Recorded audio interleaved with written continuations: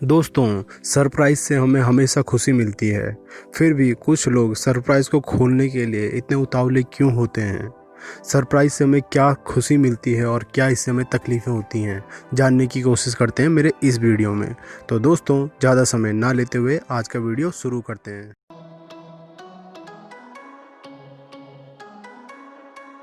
दोस्तों, अक्सर आपने लोगों को कहते सुना होगा कि अगर तेरा दोस्त और पत्नी पानी में बह रहे हों तो तू किसे बचाएगा या बचाएगी? आप कहते हो दोनों को। तो आपसे पूछा जाता है कि अगर तुझे किसी एक को बचाना हो तो तू किसे बचाएगा? तो आप बताइए, आप किसे बचाओगे?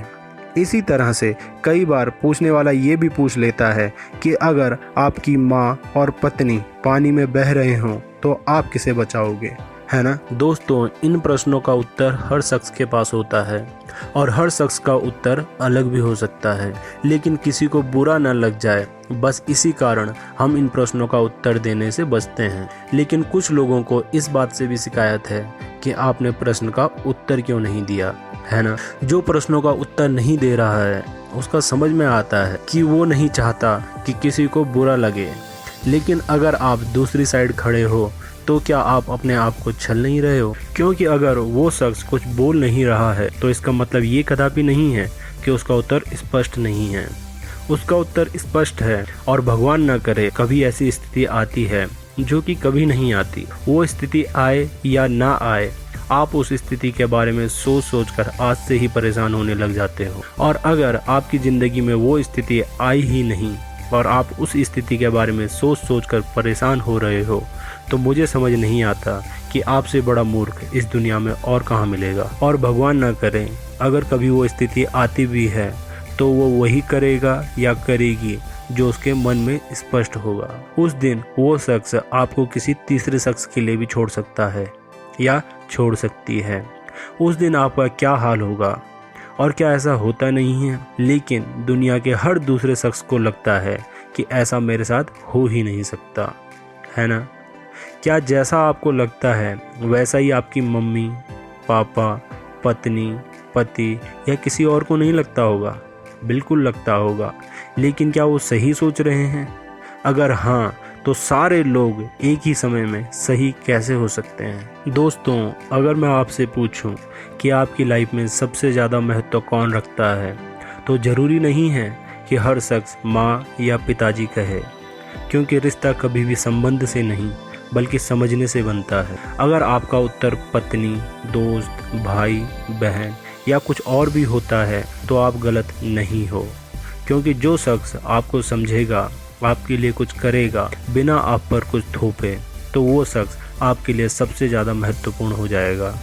दोस्तों, वो शख्स कोई अजनबी भी हो सकता है। उदाहरण के लिए एक छोटा बच्चा, अगर उसके पापा उसकी सारी फरमाइश पूरी करते हों, उसे डांटते ना हों, तो उसके पापा उसके लिए सबसे ज़्यादा महत्वपूर्ण इंसान बन जाते हैं। वहीं अगर उसके दादा ये सब कुछ करते हों तो दादा, और अगर कोई और तो वो शख्स। और अगर इस बात पे उसकी माँ उससे रूठती है तो गलती बच्चे की नहीं, उसकी माँ की होगी। दोस्तों, बच्चे के दिल में तो कोई पाप नहीं होता ना, लेकिन उसके बाद भी अगर बच्चा चाचा को ज़्यादा महत्व दे तो मामा को बुरा लग जाता है, और मामा को ज़्यादा महत्व दे तो चाचा को बुरा लग जाता है।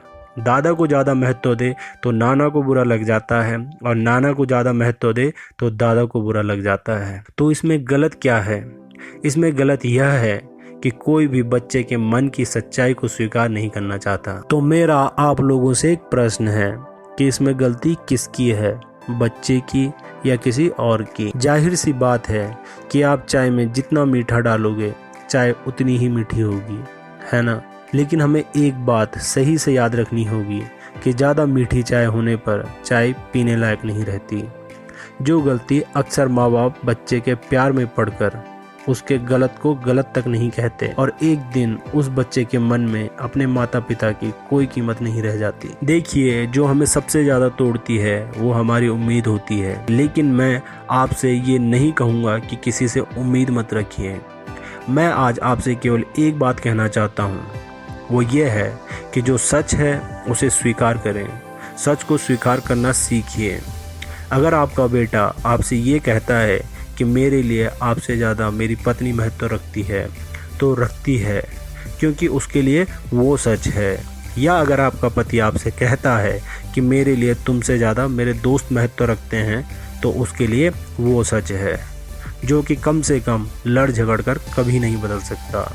और अगर आपको खुश रहना है तो आप सच को स्वीकार करके ही खुश रह सकते हो, वरना नहीं। उदाहरण के लिए, अगर आप एक लड़की से कितना ही क्यों न लड़ झगड़ लो, वो अपने भाई से ज्यादा अपने देवर से प्यार कर ही नहीं सकती, चाहे देवर कितना ही बुरा क्यों न मान ले। एक बार को दबाव में आकर लड़की ये कह तो सकती है कि मैं अपने देवर से ज्यादा प्यार करती हूँ, लेकिन क्या प्रेशर में आकर ऐसा कहने से ये बात सच हो जाएगी? बिल्कुल नहीं। तो क्या हम बुरा मानकर, रो धोकर या किसी दबाव के चलते किसी के दिल में अपने लिए महत्व बढ़ा सकते हैं? और क्या किसी के केवल बोल देने से कि आप उसके लिए ज़्यादा महत्व रखते हो, क्या आप उसके लिए ज़्यादा महत्व रखते हो? ये कैसे भ्रम में जी रहे हैं हम लोग। और आपको पता है, जब भ्रम टूटता है तो बहुत दुख होता है। बस इसी कारण बहुत से लोग दुखी रहते हैं। देखिए दोस्तों, दुनिया का सबसे बड़ा सरप्राइज है मौत, जो सबको आएगी। और देखिए ना, केवल यही सरप्राइज है जो एक इंसान अपनी ज़िंदगी बहुत खुशी से जी पाता है।